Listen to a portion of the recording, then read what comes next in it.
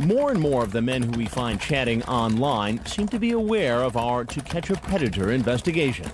In Long Beach, California, we found this internet item warning that Dateline was in town. So it's not surprising that some of the men who came to our house in Long Beach quickly realized what they'd walked into. And you know what the show is called? Dateline. That pattern has continued during this most recent investigation in Flagler Beach, Florida. Come on in. It's freezing. Hurry. This man suspects a setup and won't come in the house. There it is, white SUV. At first, this man won't even get out of his car and wants to take our male decoy for a ride. No, I don't want to get in the car. I don't really know you. I'd rather just walk down there, you know. Hey, can I talk to you for a minute? Both of these men were arrested and charged with felonies, and both later pleaded not guilty. So because more and more men seemed wary, we came up with an alternate location. Instead of at the house, the decoy would now suggest meeting right across the street at the beach, where we set up 5 remote-controlled hidden cameras covering the beach and the boardwalk. I would meet the men on the walkway after they approached the decoy. All right, that's our boy. Here's Daniel Kelly, a 45-year-old businessman who drove 3 hours from Clearwater on Florida's west coast. Hi. How are you?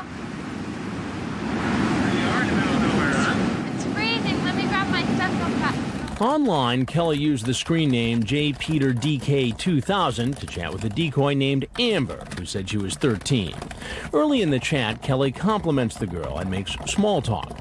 But later in the chat, Kelly asks, "Have you gone all the way with anyone?" No. When you do, it will be special for sure. And when she says she's going to log off and take a shower? I know you need someone there to wash your back for you, right? Washing the back would lead to washing the back of your legs, to the front of your legs, to the front of your stomach, and who knows where it would lead.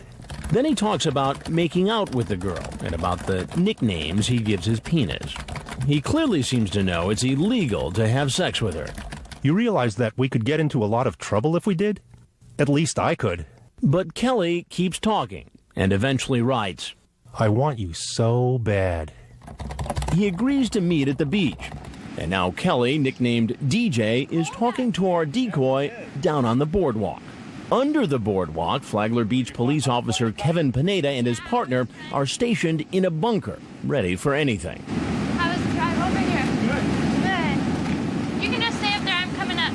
Hey, DJ, could you come up here for a minute? Could you come up here for a minute? How you doing? All right. Good. I just want to talk to you for a minute. Hey, DJ, there's something I got to tell you, though. I'm Chris Hansen with Dateline NBC, and we're doing a story on adults who try to meet teens online. What's that? Kelly makes a run for it with the police in hot pursuit, but he doesn't get far. What do you do? I'm trying to get my crap. Let go. Let go of the keys. No, they're my keys. Let go of the keys. All right. Stop resisting. I'm not resisting. Kelly finally stops struggling and is brought back to the police station, read his rights, and questioned by an investigator. Let me ask you, my first question to you, sir, is why are you here? I was going to have dinner and maybe go to a movie with a young lady. Kelly, who says his wife is away on a business trip, denies he was coming for sex, even when the investigator points out that police found condoms in his jacket pocket. They found 3 condoms in your pocket. Yeah, I always carry condoms with me. You always carry 3 condoms in your pocket? Well, actually, they've been there for quite a while, and I didn't know I had 3. I'm single. I'm not married, and I don't carry condoms around. Okay. Later, Kelly pleaded not guilty to 2 felony counts. Okay, I'm going to cut this off you, okay? Did you grow up in Canada? Yeah. That's pretty cool. Do you like the weather here better? Certainly do. Don't blame you. How long have you guys been married? 20 years. Oh, that's a long time. 20 plus. How old are your kids? 20 plus. So, did you drive from Clearwater to here? Yeah. That's a long drive. Yeah. How long did it A couple take you? hours. A little over 2 hours. 2 hours? I got family that lives in St. Pete. We can dispense with the small talk if you need to get right to the point, you know. Well, no, I'm not. I'm just waiting for the other investigator to come in. Okay. He's the one that's actually going to talk to you. Okay. She said she was 13. And how old are you, sir? 45. You're 45. Mm-hmm. So you specifically came over here to meet this 13-year-old girl that you met online. Yeah. And your intentions were to take her out to dinner? Yeah, and possibly a movie. She's talked about wanting to go to a movie. To a movie.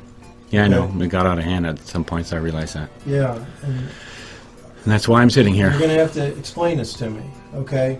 Why would a 45-year-old man, how long have you been married?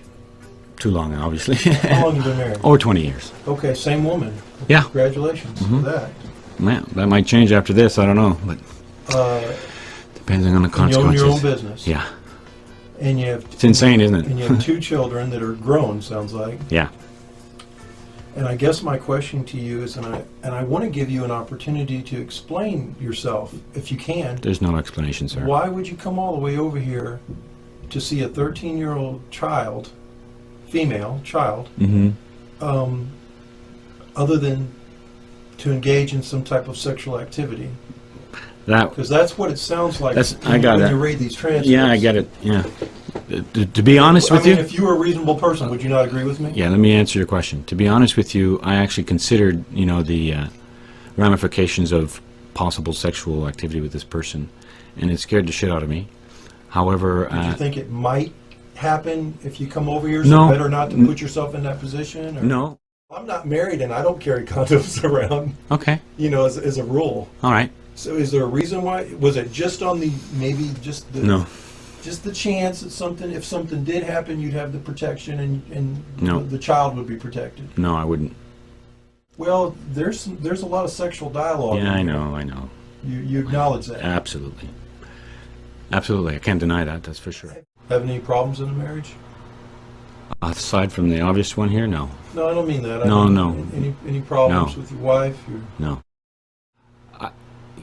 Well, like you said, there's no way of knowing what would have happened. No, I appreciate your honesty. I was pretty determined not to go past a dinner or movie. But anything's possible. But like you said, anything, if she would have been a real person I don't know, who knows? I mean, look how far it went just in the conversation, Yeah. Let me ask you a question. You're not faithful to your wife? I have been. Have you ever cheated on her before? In the past, yes. Has she cheated on you? Yes, she has. So you've both been unfaithful to each other? Yeah. And you have an open marriage? Or No. We've been faithful since we've, worked that out. If she found out about this, she'd be very upset. Absolutely. You got a lot of willpower?